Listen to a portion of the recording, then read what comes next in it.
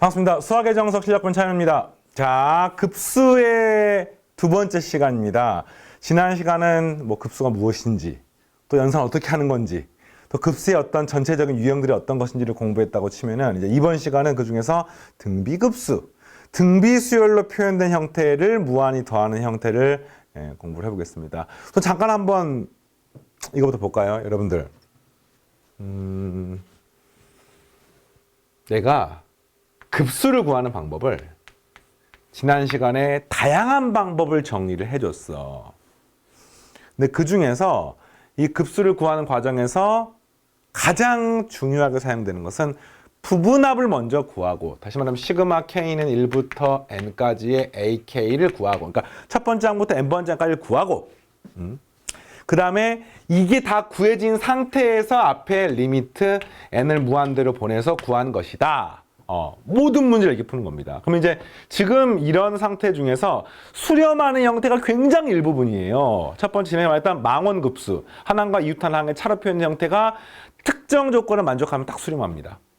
그리고 나머지 형태는 싹 다 등비급수야. 그러니까 망원급수 형태는 꼬리 망원급수인 거고, 사실은 만족하는 수열의 형태는 엄청 많은 거죠. 근데 이제 등비급수는 등비수열인 형태에서 반복적으로 성립하는 식입니다. 예를 들어서 이게 이제 등비급수라고 치면은 쉽게 말하면 이걸 말하는 거예요. 첫 번째 항이 A, 그 다음에 공비가 R, 두 번째 항은 AR, 그 다음에 AR의 제곱, 점점점, n번째 항은 AR의 n-1번째, 점점점. 이거는 싹 더하는 형태의 문제인 거예요. 알겠습니까? 그러면 우리가 뭐를 말할 수가 있냐면은 이 등비급수 관련 형태들 중에서 이 수열의 합을 구하는 방법을 우리가 배웠었어. 첫 번째. 공비가 만약에 1이면, 다행히 이제 첫 번째 항 A 0이 아니라고 가정했습니다. 공비가 1이면 첫 번째 항도 A, 두 번째 항도 A, 세 번째 항도 A, 계속 A니까 이 값은 리미트 n이 무한대로 갈 때 n 곱하기 A가 되기 때문에 이 값은 당연히 발산하는 거죠. 그죠? 공비가 1이면, 그 다음에 공비가 만약에 1이 아니면, 이게 등비수열 합구하는 공식이야. 그러면 이제 이 등비수열 합구하는 공식은 이렇게 되는 거죠. 1-r분의 첫 번째 항의 괄호 열고 1-r의 항의 숫자. 이게 등비수열 합구하는 공식이었습니다. 이해되겠습니까? 여기에다가 앞에 리미트 n이 무한대로 가면은 이게 바로 등비급수의 연산을 하는 방법이 되겠습니다. 자, 일단 이게 이제 전체적으로 정리를 잠깐 해야 돼요. 등비수열 자체가 공비가 1일 때랑 아닐 때로 공식이 나눠집니다. 1일 때는 n 곱하기 a, 1이 아닐 때는 요 공식. 됐습니까? 자, 이 상태에서 이게 첫 번째 A인 첫 번째 초항이 0인 경우는 다루지 않기 때문에 다 0이니까 그건 의미가 없잖아요. 그래서 이제 이걸 제외하면 다 이 형태인 겁니다. 근데 요걸 잘 보면은 이게 수렴을 하는, 그러니까 등비급수가 수렴한단 말은 한마디로 말하면 여기 주어진 수열의 합에다가 극한을 붙인 게 수렴해야 되는데, 지금 요 n이 들어간 형태는 딱 여기밖에 없어요. 그러니까 쉽게 말하면 저 동글뱅이로 표현한 게 수렴하면 등비급수가 수렴하는 거고요. 이 동글뱅이가 수렴하지 않으면 등비급수가 수렴하지 않는 겁니다. 근데 우리가 알기로 R의 n제곱이 수렴하는 방법은 뭐였더라? 여러분들, R의 n제곱, 리미트 n이 무한대로 갈 때 얘가 수렴하기 위한 조건은 뭐였습니까? R이 -1보다 크고 플러스 1보다 작거나, 또는 R이 1이어도 상관이 없습니다.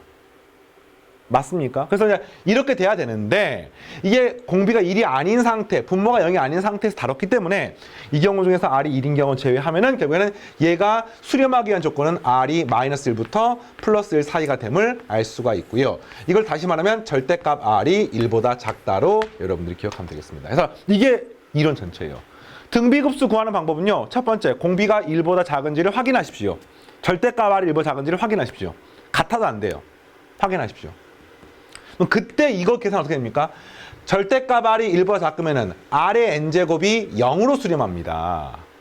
따라서 뭐만 없습니까? 이 계산하면 1-r분의 a. 따라서 공비가 이런 상태일 때 내가 구하고 싶은 등비급수는 1-공비분의 첫 번째 항으로 구하게 됩니다. 이게 여러분들이 외워야 되는 공식이 되겠습니다. 이게 조건, 이게 결론. 알겠어요? 이게 끝입니다. 그럼 이제 등비급수인 걸 확인하는 과정은 그 수열을 보면서 공비가 얼마이고 첫 번째가 얼마인지를 톡 떼가지고 여기씩 대입만 하면 되는 거예요. 물론 공비 일부 적은 큰 경우는 뭐 버리셔야겠죠. 네, 발산하기 때문에. 알겠습니까? 등비급수가 굉장히 중요한데요. 수능에서도 항상 4점짜리 문항으로 반드시 출제가 되는데 그 등비급수가 중요한 이유는 지금 설명한 간단한 연산이나 공식이 중요하기 때문이 아니라 굉장히 많은 활용 문제들이 있습니다. 그러니까 뭐 수열의 극한 단원에서 제일 중요한 게 활용이고 응용이었다고 치면 이 등비급수도 응용과 활용이 가장 중요하고요. 그거를 쌤이랑 이번 시간에 다 정리를 하겠습니다. 우선 연산은 간단하기 때문에 교재 내용 먼저 보고 연산 문제 풀어보고 활용 문제로 넘어가겠습니다. 자, 등비급수는 말 그대로 등비 수열을 무한히 더하는 겁니다. 이해되겠죠? 네, 무한 등비급수라고 한다. 그럼 등비급수라고 한다. 그때 절대값이 일부가 작을 때만 수렴하고 합이 존재합니다. 네, 이게 등비급수가 수렴하기 위한 조건이에요. 그 이유를 아까 설명했었죠. 등비수열의 합을 구하는 공식에 의해서 수렴 발산 여부로 공식은 1-r번 첫 번째 항입니다. 다 외우셔야 됩니다. 절대값이 1보다 크거나 같을 때는 발산합니다. 발산합니다.